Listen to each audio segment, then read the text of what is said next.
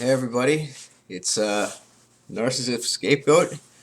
I'm back after I don't know how many months. It's been really rough. Let me tell you guys, it's been rough. It's been interesting. It's been amazing, uh, and it's reinforced my faith because in the end of the day, uh, what can I say? I left narcissism behind with my parents and left psychopaths behind with my ex-girlfriend, and people out there were a lot nicer than I was expecting and first experiencing. When I finally accepted my position uh, and got the help I needed and the resources that I required, uh, I realized that empath is where it's at. And that's my new slogan, embrace the empath, because without it I'd be dead. And a lot of the empathy came from Christian based organizations, which might just reflect where I live. But in the end of the day, Jesus does save. He saved this narcissistic abuse victim big time. Fed me, gave me a bed when I needed to, and was just there, from beginning to end.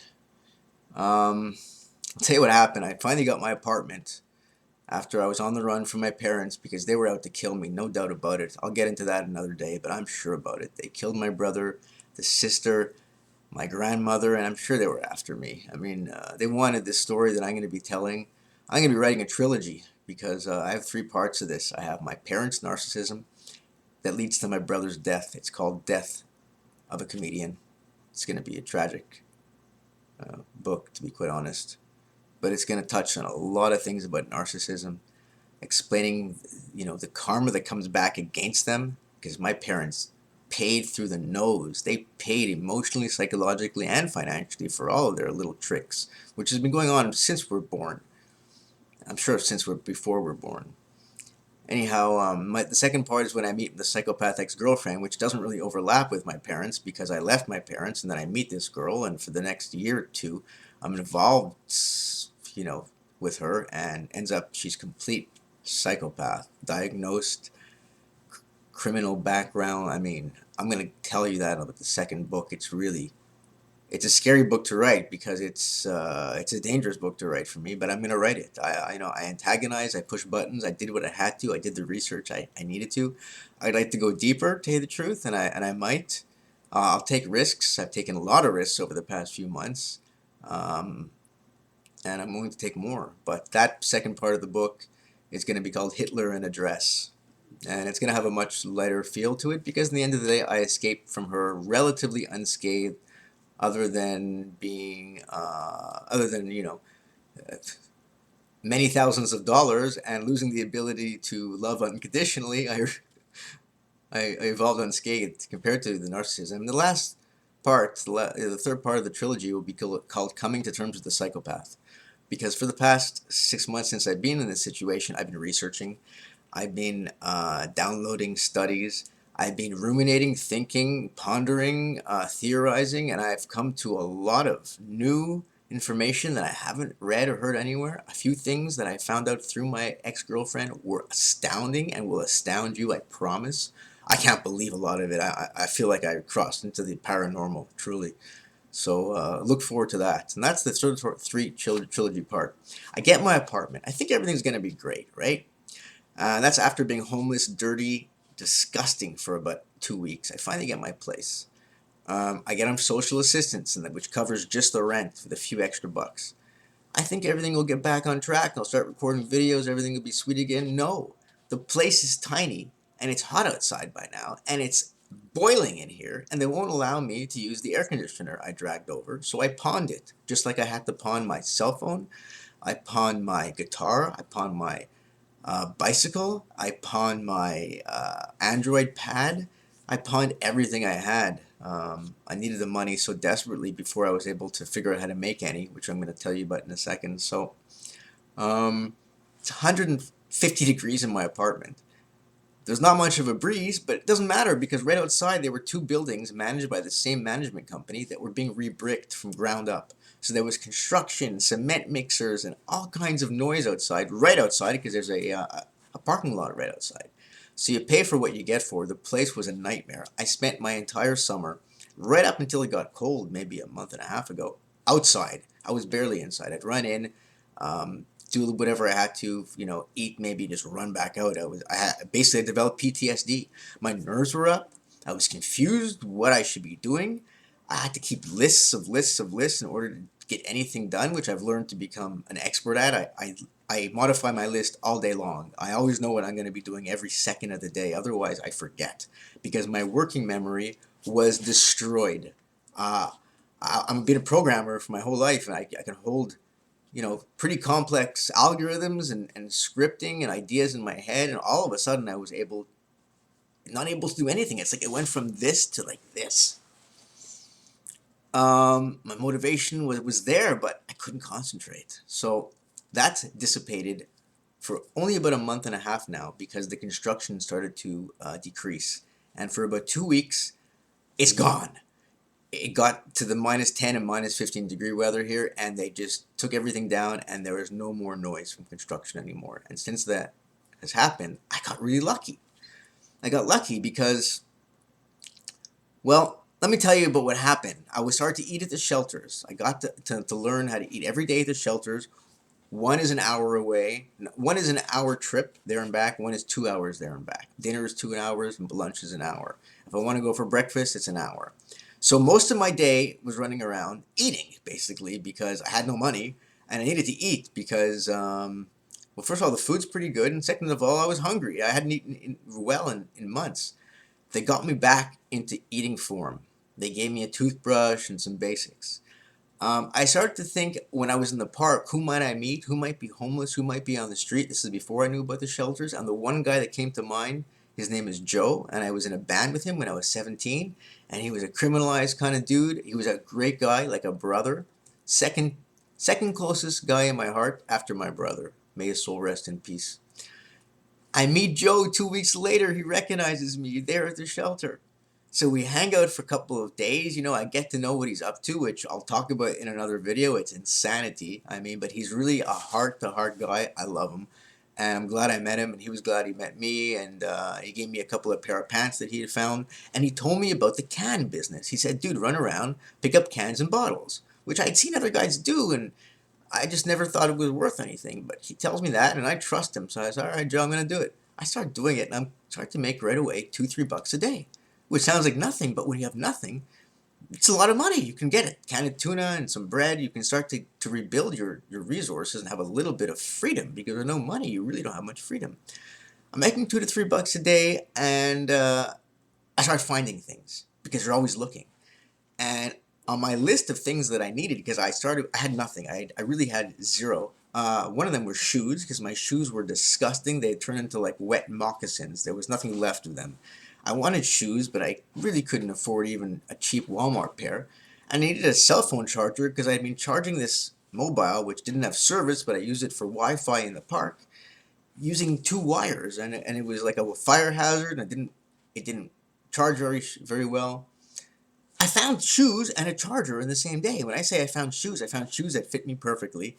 They looked brand new. It seemed like someone was either a shoe fanatic and just decided those shoes were too old for them, or I don't really understand it. They were brand new. But then again, so were the pants Joe gave me. He gave me 2 pair of pants that were brand new and fit me perfectly. So I started to get my clothes back, my chargers working, and I got better at the can business. I had to work out a system as if it was an online business or a program that I was developing. And over time, I got pretty good. I got to the point where my $2-3 a day became as much as I needed. If I needed $8, I'd work really hard, but I get the $8. So it became hand-to-mouth living, which is what I've been doing up to this time. If right now I needed to get rolling paper, for example, it's $2. I'd run out, and between an hour, we'll say between a half hour and 2 hours, I'll have the $2. And not a bad way to live. It's zero stress. There's no boss. There's excitement every 5 minutes when you find a can because it's 5 cents or 20 cents or 10 cents for a bottle. So you're getting a little thrill every little while, as opposed to working 2 weeks for some boss you don't like, waiting for that one big check, which goes right away. So I learned to really enjoy it. I have ADHD. I'm hyperactive. I'm able to work 12 hours a day. I was dancing and learning dancing all along, so I become an excellent dancer because when you have nothing on you, when you're running around, and you have no dignity left. It doesn't really matter, how you act, and you're able to do things that maybe I didn't have the audacity to do before. Faith, religion, everything's going great. I'm realizing, you know what? Narcissists are narcissists, and I recognize them, and I cut them off really quickly when I do meet them. They make themselves very obvious. I had a girl next door who, you know, for all intents and purposes, was narcissistic, and I'm glad I didn't get involved. And she left pretty quick in a narcissistic fashion for a narcissistic reason. Anyways, and she lied to me, I'm sure, about what she did. I'm quite sure she was similar to my psychopathic ex, which I'll talk about in another video. I have so many topics to discuss. I pushed my psychopathic ex button to get information. I did. So I worked outside, and that's why I did it. I was outside, and I'd pass her house, and I'd say, what can I do to check out what's going to happen after? And it was risky, but I was willing to risk everything because I had nothing. Even though I was slowly rebuilding. Finally, what happened was it got really cold about a month ago, and I said, oh my God, I can't make any more money. People don't drink, smart drinks, or they don't. It cuts down to maybe 10%. I don't make any money when it's snowing, and I don't make any money when it's really cold. And a few days there, I had nothing again. And I was like, oh no, I got depressed, and I got my borderline started to act up. I was getting angry and rage. And then I got pretty good. I realized, okay, well, I can go, when it's nice, just work really hard. And then I saw, okay, then I got really lucky. I found someone's purse. And I looked for her on Facebook, and I said, here, I'll have all your stuff. It wasn't her purse, but all the ID that I found in a garbage, because they're always looking through garbage, finding things. And she gives me $40 as a reward. And I'm thinking, oh my God, this is great. This is something that, it's like a gift from God. I didn't expect it. I expected maybe $20, but $40. She was grateful. I did a good deed. And I felt good about it. And then a week later, maybe not even a week, I found another woman's purse. And that woman's husband gave me $50. And when he gave me the money, I thought it was a 20. But when I went to the store and I saw a 50, I said, oh my God, now is the time. Now is the time to get back online. Now's the time I have. Okay, and then I found a desktop computer. It was about 50 pounds. I'm sure someone was going to bring it home from the restaurant or the store that it belonged to originally, or they were changing over for the new year, but whatever. It was a great computer. I didn't know it was great, but when I picked it up and felt its weight, I said, well, it can't be a bad machine. Obviously, they didn't bring it because they were probably it's too heavy. I broke my back, and I still have sciatic pain from it, and it was about a month ago. But it's an excellent machine. I'm using it right now, so I have a computer.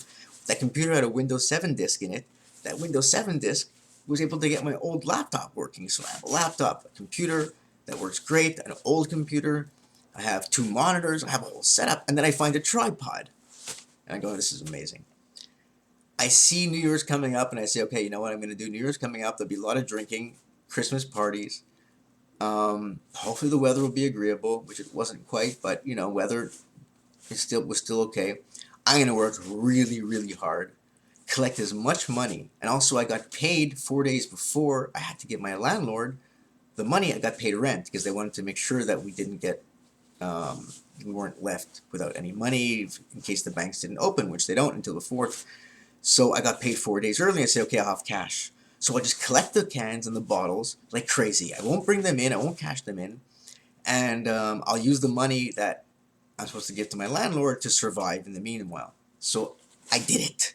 And that's how I'm here now. I have right here, if I showed you how many cans I have here, you'd freak out. In my apartment, I have, thousands. I don't know if it'll cover what I owe my landlord. I don't think so.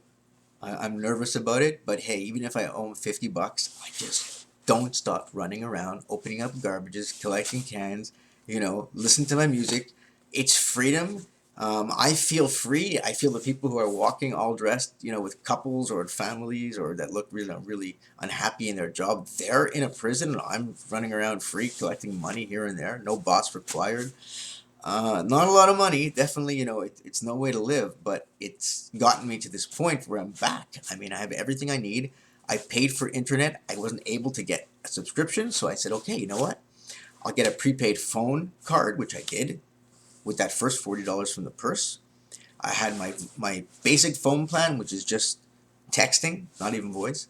And then I realized, okay, well, if I save enough money or if I use the landlord money, I can get a half a gigabyte or a gigabyte of data, and I can tether that to my phone, and that's to my machine, my desktop, and that's what I'm doing.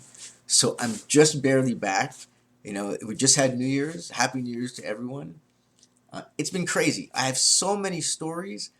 Over the past Christmas and New Year's season, I have found so many things that stores have thrown out that I mean, I have more food in here, and I'm talking good quality food that, you know, I guess they expected to sell them over New Year's or Christmas Eve, and they didn't, so they would put them out in bags for people like me. One thing about this city and about people I've noticed, they're really nice. They understand there are people who are needy.